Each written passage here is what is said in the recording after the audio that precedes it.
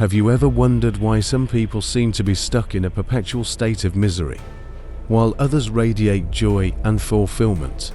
What if I told you that there are specific steps you can take to ensure a lifetime of discontent? We're going to uncover the secrets behind perpetual unhappiness and discover how you can sabotage your own well-being without even realizing it. Step 1. Comparison syndrome.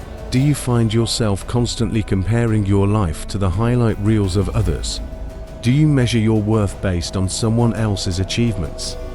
Congratulations, because you've fallen victim to the comparison syndrome. Instead of appreciating your own unique journey, you're consumed by envy, fixating on what others have that you don't. You scroll through social media, comparing your behind-the-scenes reality to someone else's carefully curated facade. You obsess over your neighbor's new car, your colleague's promotion, or your friend's seemingly perfect relationship. Envy becomes your guiding force, driving you deeper into the pit of discontent. But here's the truth: comparison is the thief of joy. Every time you compare yourself to others, you diminish your own worth and magnify your insecurities. You lose sight of your own accomplishments and talents, overshadowed by the perceived successes of others. So, if you're ready to embrace a lifetime of misery, keep comparing yourself to others. Let envy consume you, and watch as your own happiness slips further and further away. But if you're ready to break free from this cycle, stay tuned as we explore the remaining 6 steps. Step 2. Overthinking. Analysis paralysis. The art of dissecting every situation until it loses all sense of clarity. Do you find yourself overanalyzing every decision, every interaction, until your mind becomes a tangled mess of what-ifs and should-haves? Overthinking is like a parasite, feeding on your peace of mind and leaving you exhausted and drained. It robs you of the present moment, trapping you in a perpetual state of anxiety about the future and regret about the past. You lie awake at night, replaying conversations and scenarios in your head, searching for hidden meanings and clues that may not even exist. Every decision becomes a monumental task, weighed down by the burden of endless possibilities. If that sounds good to you, then by any means keep overthinking. But if not, then let's go to the next step. Step 3. Self-isolation. In a world more connected than ever, it's paradoxically easy to feel alone. Do you find yourself withdrawing from social gatherings, making excuses to avoid spending time with friends and loved ones? Congratulations, you're well on your way to mastering the art of self-isolation. You convince yourself that you're better off alone, that social interactions are draining and unnecessary. You retreat into your own bubble, closing yourself off from the world and the people who care about you. But here's the truth: humans are social creatures by nature. We thrive on connection and meaningful relationships.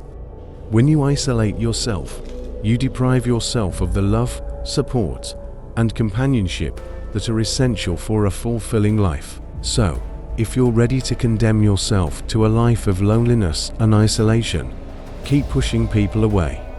But if you're ready to break free from the chains of self-imposed solitude, let's get to the next step. Step 4. Procrastination. Procrastination is the silent killer of dreams, the thief of productivity, and the accomplice of misery. You convince yourself that you work better under pressure, that you'll tackle those daunting tasks later, only to find yourself drowning in a sea of unfinished business. But here's the truth: procrastination is a prison of your own making. Every time you procrastinate, you rob yourself of precious time and opportunities. You trade your future success and happiness for a fleeting moments of comfort and avoidance. Keep procrastinating if you don't want to get anything meaningful done. Step 5. Playing the victim. You blame your boss for your lack of career progression, your partner for your unhappiness, and society for your failures. You refuse to acknowledge your own role in creating your reality, choosing instead to wallow in self-pity and resentment. But here's the truth: playing the victim is a self-destructive cycle.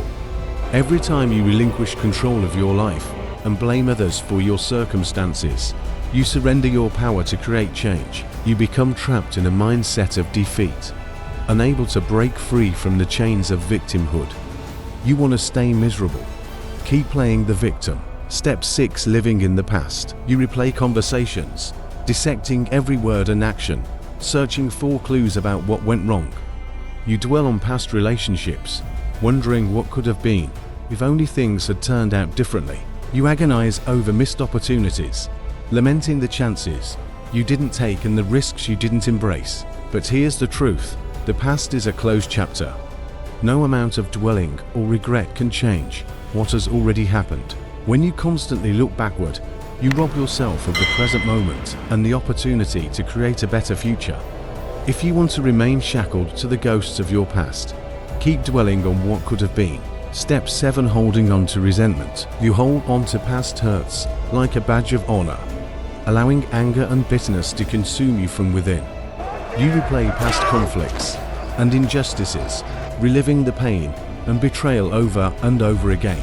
But here's the truth: holding on to resentment only poisons your own well-being. Every grudge you hold is like drinking poison and expecting the other person to die. You imprison yourself in a cycle of negativity, unable to move forward or find peace.